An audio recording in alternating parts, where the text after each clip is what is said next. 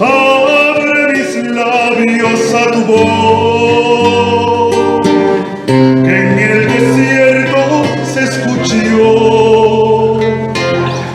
¿Cómo saber qué dices tú si tengo sordo el corazón?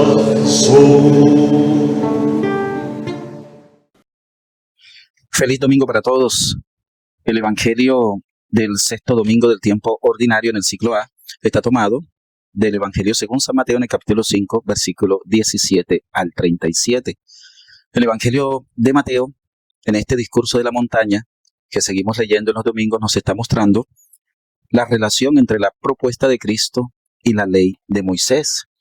Cristo, en sus palabras, está mostrando la verdadera relación entre la ley de Moisés y la propia enseñanza, la propia misión que le está llevando. Un versículo central para tener en cuenta es el versículo 20. Legogar, Jimin, Oti, Ean, Me, Periseuse, Jimón, Ge, Dicayosine, Pleión, Ton, Gramateón, Kai, Farisaion, Ou, Me, Eiseltete, Eis, Ten, Basileian, Ton, Uranon. En griego, este versículo nos trae unos detalles. Y el primer detalle es la palabra dikaiosine. Dikaios significa justicia. En la Biblia, la palabra justicia tiene unas connotaciones diferentes a lo que pensamos en la época moderna. Justicia es ajustarse al plan de Dios. Justicia es la unión con Dios, es estar apegado a lo que Dios quiere, lo que Dios ha dispuesto. En la Biblia, ser justo, lo que uno llamaría hoy santo, el justo es aquel que se ajusta al plan de Dios. Bien, pero el versículo 20 habla de una justicia mayor. Dice en griego pleión, una justicia más, más abundante. Tiene que ser mayor la justicia, dice el versículo 20. ¿Y en qué sentido? Significa que hay que tener una justicia más plena que la de los fariseos. Pues los fariseos querían ajustarse al querer de Dios, pero Cristo está pidiendo algo más. Está pidiendo una justicia abundante. Eso es lo que podría significar la palabra periseuse. Periseuse significa abundante. Entonces Cristo está pidiendo una justicia abundante. Lo que va a darnos el pasaje de los demás versículos de este evangelio es eso. Cristo quiere que esa justicia abundante empiece dentro del corazón. Y entonces ahí va a empezar a hablar de varios ejemplos, como se dijo, no matarás, se dijo, no adulterarás, ejemplos que van al corazón, porque no es solamente no hacer algo, sino en el corazón.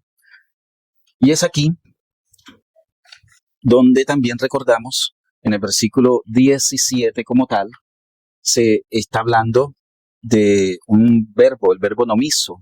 Dice el versículo 17, significa volver una costumbre. Entonces Cristo está diciendo, no vuelvan una costumbre que yo vine a destruir.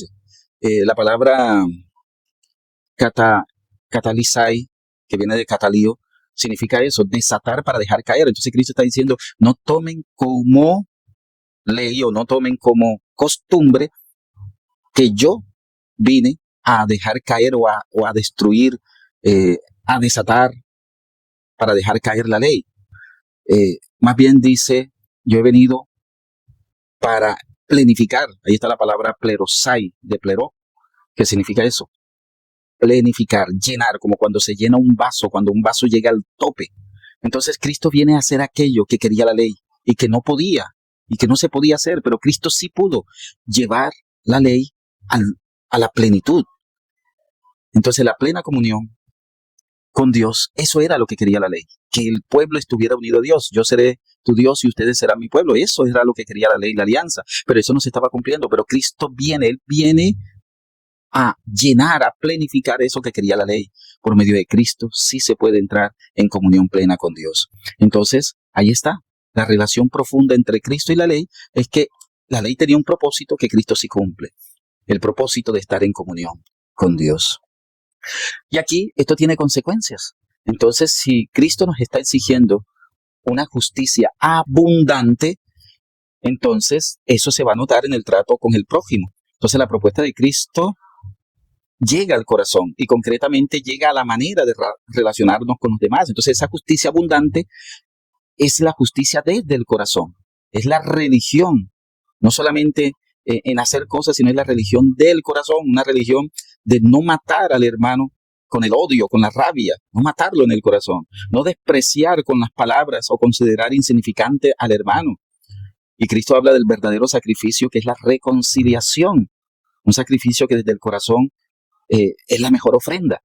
Entonces no es solo no adulterar, sino que también nos abstengamos de la impureza del corazón. No es solo no asesinar, sino también abstenerse del deseo horrible de destruir al otro. En griego, orgizomenos, que viene de orgizo, significa una ira que destruye. Entonces no es simplemente no asesinar, sino abstenerse de destruir, una ira que destruye al otro. No es solo abstenerse de dañar al otro, sino que hay que ofrecer el gran sacrificio de buscar la reconciliación. Dialageti, en el versículo 24 significa eso, reconciliación. Aplicar esa reconciliación, bueno, eso implica paciencia, humildad, amor. Entonces, esta es la religión profunda que Cristo nos está proponiendo. Es la religión que viene desde dentro. Ojo, cuidado, esto no es una mediocridad. No es que Cristo vino a amilanar, a quitarle peso a la ley, como algunos piensan, como si el evangelio fuera una mediocridad de no vivir entonces los preceptos del Señor. No, Cristo más bien, en vez de mediocridad, es exigente, es exigente. Cristo hace una exigencia mayor. ¿Y por qué Cristo exige más? Porque si el reino de Dios está en nosotros, las bienaventuranzas nos recuerdan que el reino de Dios vive en nosotros. Aquel que vive la bienaventuranza, entonces Cristo le puede exigir más, exigir más.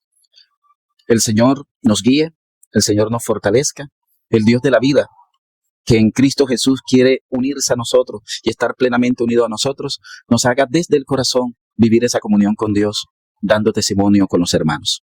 Amén. Abre mis labios a tu voz.